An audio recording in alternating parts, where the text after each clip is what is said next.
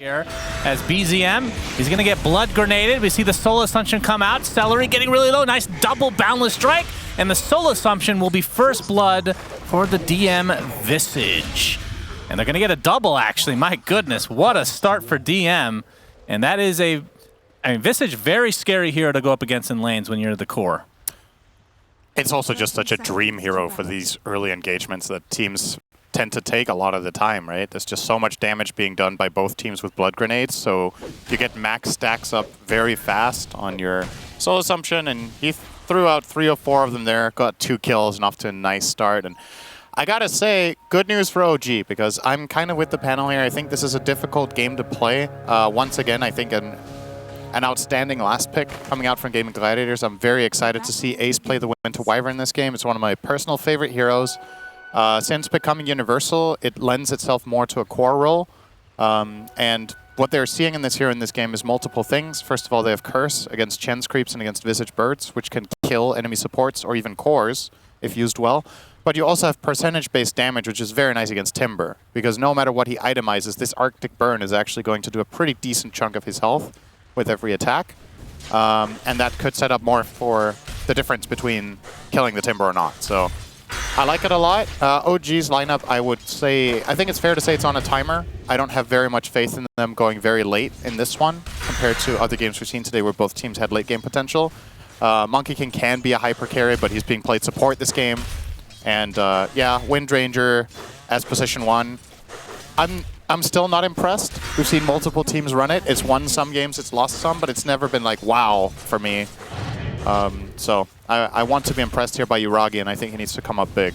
Yeah, it does feel like, and correct me if I'm wrong, it feels like a very tough core matchup for him. Like when you get to the mid to late game, you have so many mobile heroes, like Wyvern, Morphling, Void Spirit, that can all get away from, like, who are you focus firing in these fights? The Morph matchup in particular is really bad, because when he gets Ags and turns into you, and, you know, just in general, just turns into you even without the Ags, it's just it's a rough one to deal with, so. Going to be curious to see the itemization, especially from OG. Are they going to see the double diffusal blade from both the Wind Ranger and the support Monkey King, or are you going to try to solve the morph? Because burning morph's mana has been a classic solution for the hero. The panel was talking about it as a way to beat a potential Medusa pick, but I think even without that Medusa coming out, it could still be an interesting path to take. Also because getting diffusal blades will line up pretty nicely with Chen's timing, right? That's kind of when that hero is very strong, is around that 15-20 minute mark when these heroes start getting those items. So maybe an option here. Yeah, but the panel did mention, even if OG's laning stage goes really well, well, that's a big if, actually, because you are playing against arguably the best laning stage team in the world. And so you die. I actually had nothing to say after that. That's all I had to say. That sounds like our panel. Even if OG's lanes go well. Dot, dot, dot. I mean, let's listen to the band. Yeah, we'll see. We'll see. Dyrachyo getting gone on by Seb, who's not playing the Wind Ranger for once. Soul Assumption to follow. He is running out of agility to turn into strength here. But they're going to get the adaptive strike off. Blood Grenade used as well. Balance strike to follow, but Dyrachyo looks to be fine. That's still a nice pickup for DM to get the Tombstone kill here. Wait. Seb hounding Dyrachyo. He wants to force him to attribute back into more strength. Living on the edge is Dyrachyo. He lost quite a bit of farm there, and actually going to miss the last hit with the adaptive strike as well.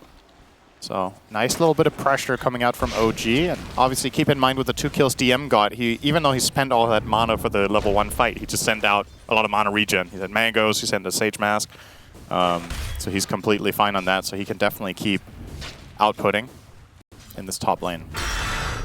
Yep, Quinn this time playing the Void Spirit, which is I would guess his most played hero in the tournament, but this time BZM gets to play the Timber. See if he can replicate what Quinn was able to do last game. I think that's a Timber favored matchup, probably. Not by a lot, but still. Is there a non-Timber favored 1v1 matchup? Huskar, perhaps?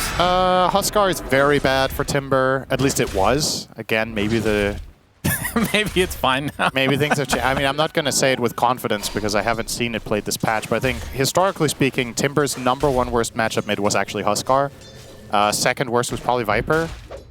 Oh, yeah. I think we did see Viper. We saw Viper played by Chris Luck against... I forgot who played the Timber. Was it in lane as well?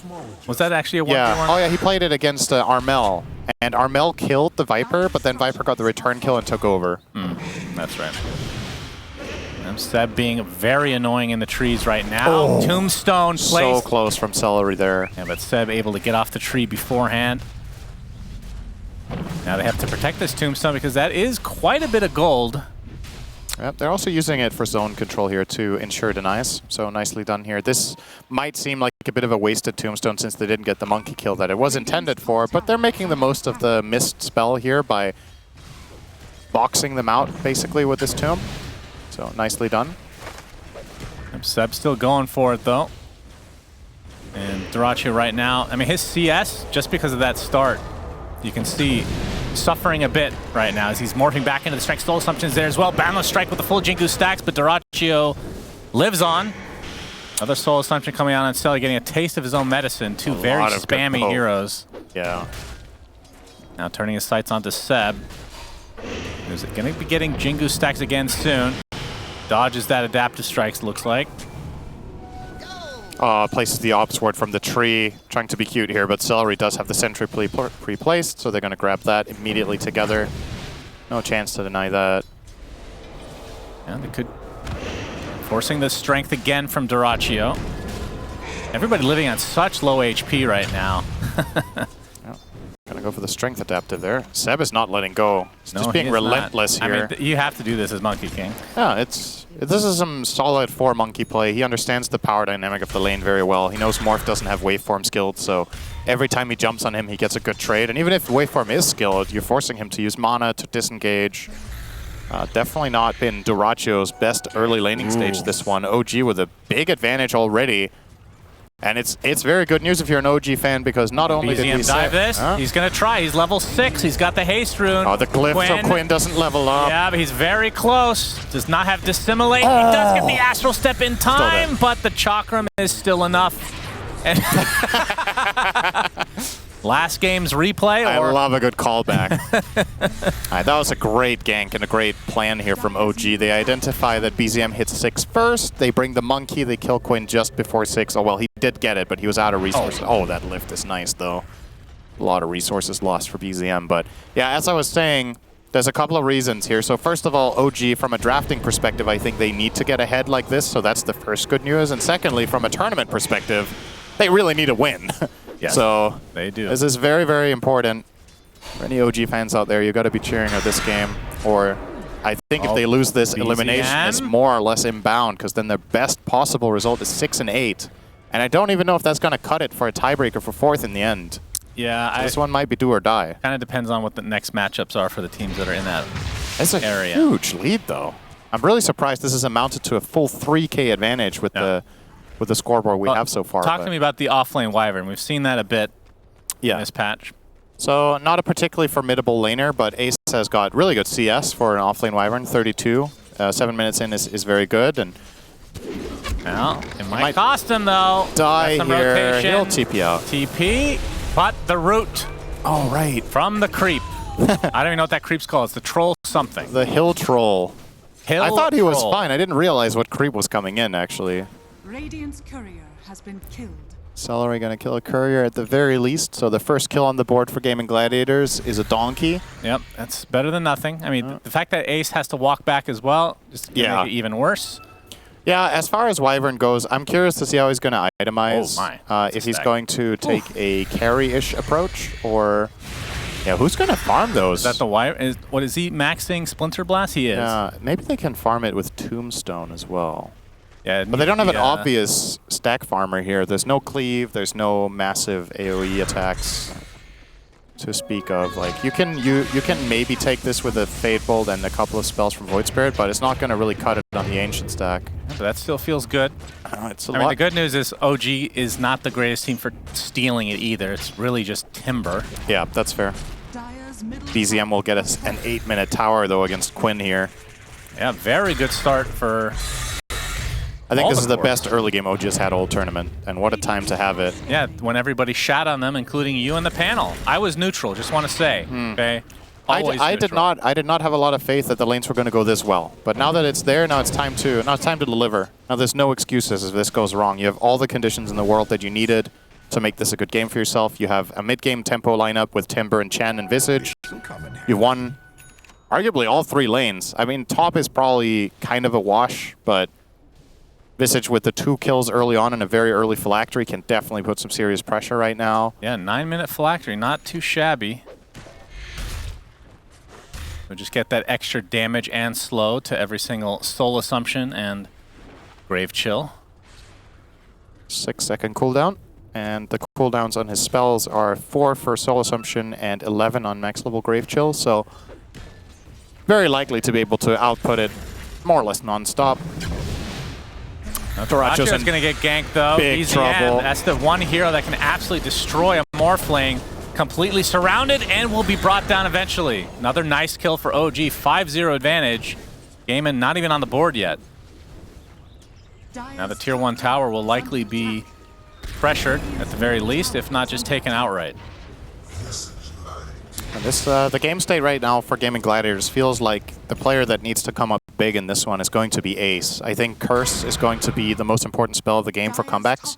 You need to try to find a good Curse where you either kill the Wind Ranger next to some creeps or you kill Visage with his own birds, something like that to set up a good fight for your teammates. Morphling, as we know, is a pretty slow hero at building up, and Quinn's lane in this game has not been particularly good, so he can't have that massive impact that we've seen in a lot of games from him. They're trading some damage, but BZM not really not really afraid of anything right now. He feels kind of invulnerable. The perfect IDC hero. Yeah, pretty much. And he has the Occult Bracelet. Taiga's got a nice collection of creeps right now, but no rally creeps as of yet. Soon to come, I'm sure. But like you said, they're going to likely just try to really push the pedal to the metal, as it were. And try to get these objectives super fast to make sure that Gaimin do not have time to stabilize. But yeah, I agree. The Wyvern is the wild card this game. It's going to be going for Atos on Ace's Wyvern. Has the double bracer right now with the Universal. Gotta love it. Imagine this inventory last patch. Yeah. It's funny how in that patch you would have been reported for this build, and now you would be reported for Netherlands. Why you not carry, bro? How times change. I mean, I like that. That, you know, those types of roles are being rotated in and out. It's good. More flexibility, the better. Which is why the talent system is so good in general. Quinn, looking for the 12-minute rune. It will be top. It's a shield rune. As Seb's scouting this stack out, they're pinging. Does Quinn have a quelling? No. Yeah, they have an idea that Seb is here. He's going to be able to get to the other side, though. Is that ancient stack still there? No. Okay, so it did end up taking that. There's Quinn. He's going to get a good amount of the creeps. BZM's going to help him clean it up. And he got the 3 biggest ones. Yeah. Now Ace is in major trouble. Shackle connects. Focus fire with that newly picked up Maelstrom. Well, okay, the curse is not going to last that long. As BZM will finish the job. Nice play from BZM there as well to not Timber Chain through. In case he would have missed his combo, he would have gotten range of the Wind Ranger taunt, so he couldn't have pulled back his Chakram when he connected the chain through. So he just walked in and killed him off with the Whirling Death. So when will Gaming get their first kill of the game?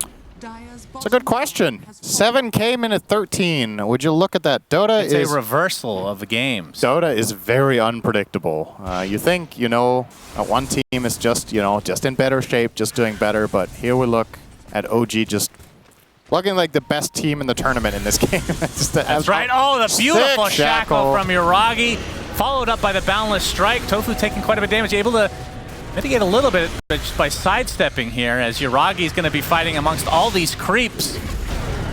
Finally, the Hand of God comes out. They do get their first kill of the game, and it's on Seb's Monkey King. That's something they can be very proud of. DM actually gets beaten to the ground as well. On the other side of the triangle, absolutely. 2 kills for Gaming Gladiators. And as Dyrachyo turned into Timber. We didn't talk about this as an option for Morph. It's actually very important in the game state right now that he can become Timber because they have damage issues, and this solves them. The Timber does insane amounts of damage, so becoming him is very helpful. That's ambitious. Dead.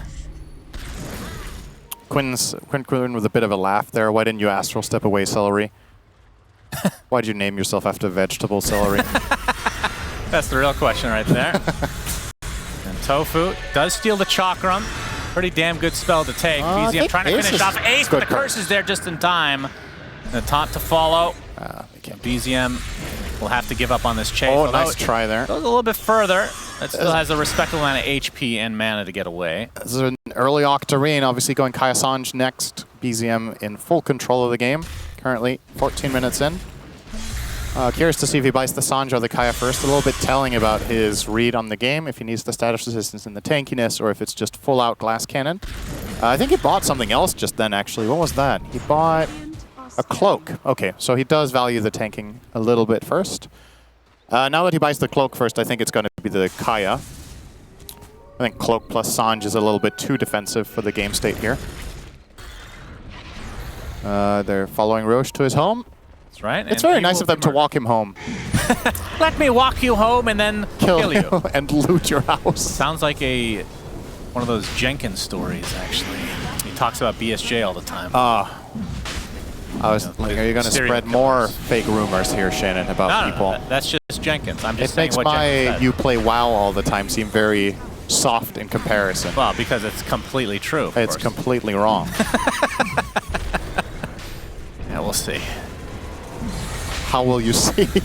I'm going to look at the hours that you've played. Okay. I'm sure they have a tool for that. Oh, yeah. So I can OG will get the first Roche of the game. Yep. And BZM will take it. Is that necessary?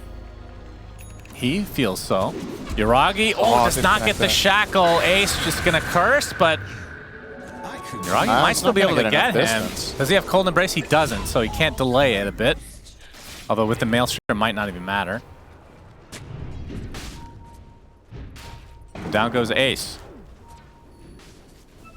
And OG completely dominating the game. We have Solar Crest on DM.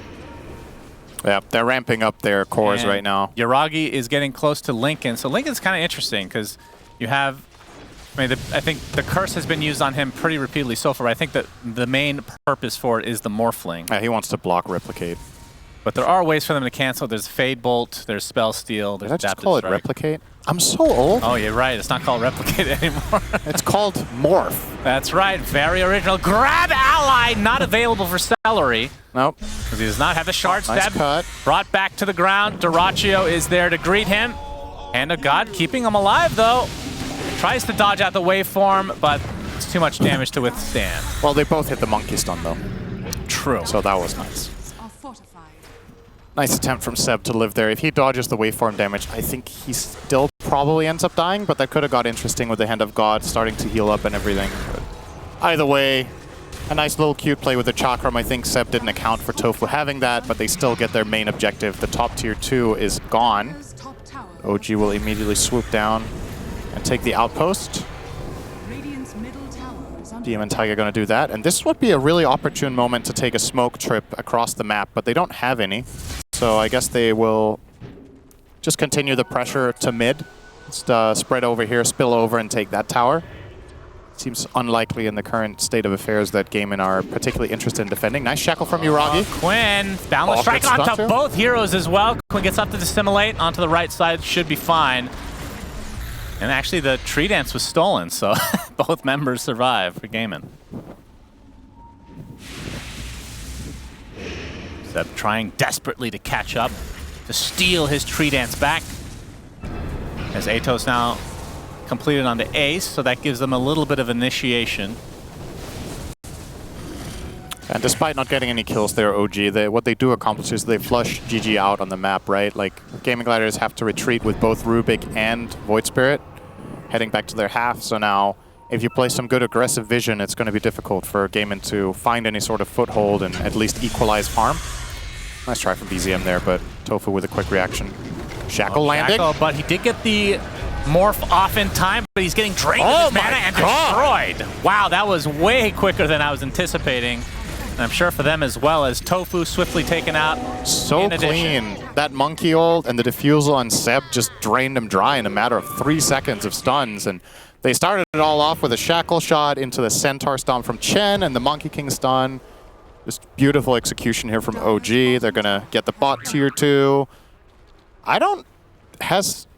Has Gaimin had this rough of a game in this tournament so far? I mean, they've lost games, but I feel like this is a very uncharacteristic position to find them in. Even when they lose, there generally seems to be a little bit more hope to hold on to, but this one is looking very grim. Especially considering the position that this guy on your screens right now is in. BZM feels invincible, similar to Quinn on the Timber last game, so he's just going to bully people around the map while his teammates just take towers, take objectives. This mid tower is still standing, but probably just a matter of time before they make their rotation out. And really haven't got to see much of Ace. I was so excited for this Wyvern. I really saw so much potential for the hero in this game, but as usually is the case in Dota, you can have a really cool pick, but if your lanes and your early game falls apart, usually even having an outstanding and cool creative hero isn't going to solve much. Yep. Well, Atos on the Taiga. He's got the cover of his creeps, but he's going to get bursted down. But he gets off the mech and the Hand of God and is very healthy as a result. Ace, he does activate Curse, but he's going to die shortly after. Yeah, BZM just racking up the reactive armor stacks. They're going to take out the Rubik as well. And that is going to be 2 quick kills for OG. And you can see Quinn completely dead inside. Well, we had the interview with him where he talked about winning versus losing, that he's a lot sadder to lose than he's happy to win. That's right. So that's another pick here. But yeah, having said that, like we said in the beginning of this series, they are going to go through to the next group stage anyway. I do think their 8 wins is guaranteed tie. I don't know if it's fully guaranteed through. Maybe they need everything to play out in a specific way for the tie to even happen, but it is technically possible, I think. So you see the curse here from Ace, and obviously Timbersaw doesn't give a crap, but it makes you wonder if the initiation to the fight was the right approach. I think they could have maybe just flown in over the trees and cursed Chen next to his creeps and just killed him off instantly. Yeah. But they wanted to try to reserve the curse for when OG responded. The problem is they don't have enough damage in the tank to kill Chen in the first place, so then that play doesn't really come to fruition at all. All right, they do take the enemy Tormentor, so OG, they get the shard on Chen, which gives, we'll talk about that in just a moment. Quinn actually did. Oh my god, that was close. Thought he was going to die for sure. Actually goes in to try to take out Yuragi. Wukong's command is there. He's going to run away. Now Dyrachyo and company, they're trying to disengage as well. Cold Embrace. He's going to leave Celery to his own devices, and he will drop. And now Ace getting pursued. Aether Remnant does connect, and the nice curse. Will that keep Ace alive? Another beautiful shackle from Yuragi on the sideline, though. And that means this fight is just basically over. Quinn somehow will survive after being the initial target, but 3 of his team members have died in this engagement, and this will be likely a set of racks. This is the second game of Chen that I've seen in this tournament. That might have been more played. One of them was Puppy, and now we have Taiga this game. It's looked really good in both games. Curious if there's going to be some new prioritization happening, because the hero is getting picked in Puppy's game. I think it was 3rd picked, and in this game it was picked 9th. Yeah. So maybe there's something to this hero about like tipping the balance a little bit with the healing and the pushing power that you have, and identifying what kind of a game it is. I should point out, nice curse here, but the shackle even better from Yuragi. Just an awesome game from OG's cores in this game all around, and that's a top lane of Barracks gone. Yeah, and just like that, 20k lead for OG. They have not, I believe, have not gone for their Tormentor yet, because they just haven't been on that side of the map. But yeah, the Taiga's shard was picked up, so he can take Ancients now, and all his creeps gain an additional level that is not available to any other hero, Cinderin. Yep. Now, when does the last level unlock? Is it 25 or 30 minutes in the game? I can't remember the scheme. Is it 15:30? 15:30, something like that. I want to say you're right about 30, but I genuinely I cannot remember. Well, if you can't remember, just assume I'm correct. Yeah, that's generally not how it goes. For you, maybe. I'll give you the benefit of the doubt, though. That's what I meant. That's the same thing. Whenever you make a statement, I give you the benefit of the doubt. It doesn't matter what you say. Yeah, I'll just give you the benefit. Concede. All right. And look at Taiga's farm, by the way. It's actually... Yeah, he's about to overtake the enemy carry. Yeah. It's a very healthy-looking net worth for OG.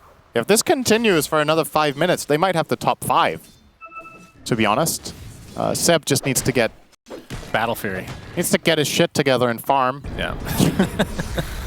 Dominating the entire map is not good enough.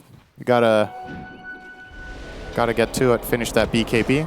An interesting choice, by the way. I don't know if I agree with that. I really like the diffusal pickup, but I'm not sure if the BKB serves much purpose here. Well, keep in mind, he's used to playing core in general, right? Yeah. He just wants to become a core as well. Feels left out. Feels like something like an Orchid would have actually been nice in this game, to be honest. Against Wyvern, against Void Spirit, against Morph. It's like a really cool item. Oh, DM. Finds Celery. That's the Aghanim Scepter for the Visage. Oh, yeah. Aghanim Scepter Visage with a Travel Timber. Nowhere is safe. If Visage finds the chain stun and Timber travels in on the birds at the same time, they could potentially even kill Morph out of Invis if they catch him off guard, so gotta be very careful here. Primal Spring stolen by Tofu. Does a nice amount of damage on Rubik. It actually fully cleans the wave. 2 familiars have been killed. Oh. Wow. My pets. Oh, that's a lot of familiars. I had that reaction as well. Gracious. That's a massive amount of money. As second Roach now will be going to OG. Time to kill the bowling ball. And all the cousins go bowling together, and that was a fast kill. Aegis on Yuragi. I like that. Don't put it on BZM this time. No need. And probably just time for OG to barrel down mid. I think the only way you lose a fight now is being massively out of position against Wyvern. I think it's the only hero you need to truly worry about. Keep your positioning tight. Keep your good formation. And you can start knocking on the front door. Especially if you find a pick on the way. You can also just try to go for an aggressive smoke and see if you can find an entry. Mantis Style now completed for Quinn. Not really too inspiring in terms of damage still on their side. There's a double damage that Gaming Gladiators will be able to pick up. Gives them a little bit of a chance maybe in this upcoming engagement. Yeah, maybe they can get 5 kills. Well, Quinn... DM, he's going to break the smoke, and they see him. He's already at half HP. They're bursting him from 100 to 0. Nice pick off from Gaming Gladiators. It's a start. It's about a 1,500 gold kill, I think. Not too shabby. Gonna need more than that, though. They are chasing with Tofu. Tree Dance on Tofu again. Dire's middle tower is under It's a relatively easy spell to He's very apprehensive about jumping further, though. Quinn gets stomped as well. Focus fire is on him. Dissimulates to the left side. And will live. I don't know if the same can be said for it. Actually, they all got out. Tofu again with that Primal Spring, really. Oh, he actually wants to continue on. The focus fire is still there, by the way. He gets stun lock and destroyed. That is very unfortunate for Quinn, as here comes the Wukong's command. Celery, look at the damage from this reactive armor. It does 0 because he killed him beforehand. Very cool. And after all this, Taiga is still alive as well. Has the cheese, double shackle not again. able to get it off. More shackles for Yuragi. Triple kill for BZM, as OG are way ahead. Are they going to get a rampage here for kill. BZM? Can they do it? Will they steal the rampage? Will Duraccio get away? Waveforms to the high ground. Adaptive strike as well. BZM really chasing here. There's a nice Gleipnir. And BZM with the right clicks and the rampage. All right, they let him have it. Yeah, how nice. That is kind. What a wholesome team Gaming Gladiators are. They even write their own names when the game is over like a Pokemon. Amazing. GG. What?